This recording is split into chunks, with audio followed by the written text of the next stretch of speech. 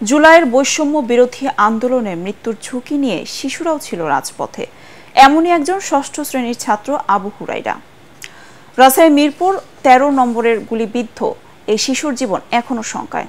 দুশ্চিন্তায় তার পরিবার ও চিকিৎসকরা। চিকিৎসার জন্য তাকে বিদেশে নেওয়া জরুরি বলেও জানান তারা। আদ্দিন সজীবের রিপোর্ট।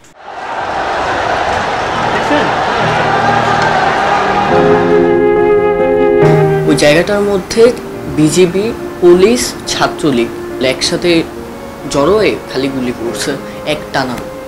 আমার চারপাশে একজনের পিঠে, পায়ে। তুমুল আন্দোলনে 19 জুলাই গুলিবিদ্ধ হয়ে পেটের নানা অংশ ছেড়ে যায় আবু হুরাইরার।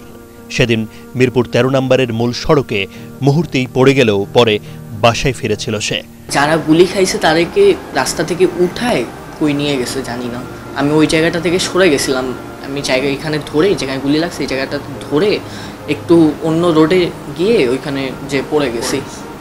আমি যদি ওইখানে থাকতাম তাহলে আমাকেও তুলে নিয়ে যেত। ছাত্রলীগরাও পুলিশের ড্রেস পরেই গুলি করছে। ঢাকার কয়েকটি হাসপাতালের পর টানা 20 দিন শহীদ সোহরাওয়ার্দী মেডিকেলের চিকিৎসা শেষে হুরাইরা বাসায় ফিরেছে ঠিকই, কিন্তু জীবনের ঝুঁকির কারণে এতদিনেও তার শরীরে আটকে থাকা বুলেটটি বের করার সাহস করেননি চিকিৎসকরা।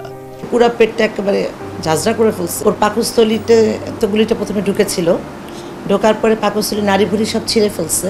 ছিঁড়ে তারপরে ওইটা গিয়ে মূত্রথলিতে ওখানে গিয়ে আটকাই গেছে। ও বাথরুম করতে পারে না। 14 বছরের একটা বাচ্চা এত বড় একটা গুলি নিয়ে সে হঠাৎ করে 2-3 দিনের পরপরই প্রচণ্ড রকমের পেইন উঠে যায় তার। অক্টোবরের মাঝামাঝিতে তার অপারেশন করার পরিকল্পনা রয়েছে চিকিৎসকদের। তবে শেষ পর্যন্ত তা দেশেই করা সম্ভব কিনা তা নিয়েও আছে শঙ্কা। সিএমএইচে নিয়ে যাওয়ার পরে ওনারা একদমই সরাসরি আমাকে বললেন যে ম্যাডাম এই অপারেশনটা করবেন না, এই অপারেশনটা করতে 95% ঝুঁকি আছে। সেটা লাইফ রিস্ক হতে পারে, এমন হতে পারে যে ওর বাম সাইডটা প্যারালাইজড হয়ে যেতে পারে।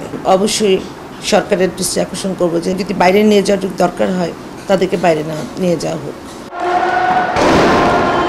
24-এর যোদ্ধায় পরিচয়টা গর্বের হলেও জুলাই মাসে আহতদের চিকিৎসা এবং অভিজ্ঞতা ভাবায় তাদের।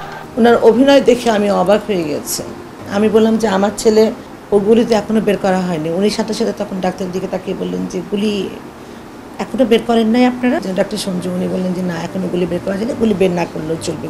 হাসিনা আমাকে বললেন মুক্তিযুদ্ধের সময় যারা গুলি খেয়েছে, কেউ মাথায় খেয়েছে, কেউ পিঠে, কেউ পেটে, এখনো আছে।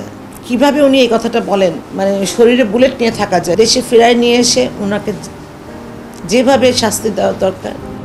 তো আম্মুর হাতের মধ্যে আস্তে করে একটা খাম ধরে দিয়ে গেছিল, যেখানে 10,000 টাকা ছিল। তো আম্মু এটা দেখে অনেক রেগে গেছিল যে তার ছেলের দাম কি 10,000 টাকা নাকি। পরে ওই টাকাটা আম্মু সদগায় দিয়ে দিছে। যাদের রক্তের বিনিময়ে দেশ হয়েছে স্বৈরাচার মুক্ত, তাদের একজনও চিকিৎসা সংকটে যেন পঙ্গু না হয় তা নিশ্চিতের দাবি জানিয়েছেন পরিবারের সদস্যরা। আদ্দিন সজীব, এটিএন বাংলা, ঢাকা।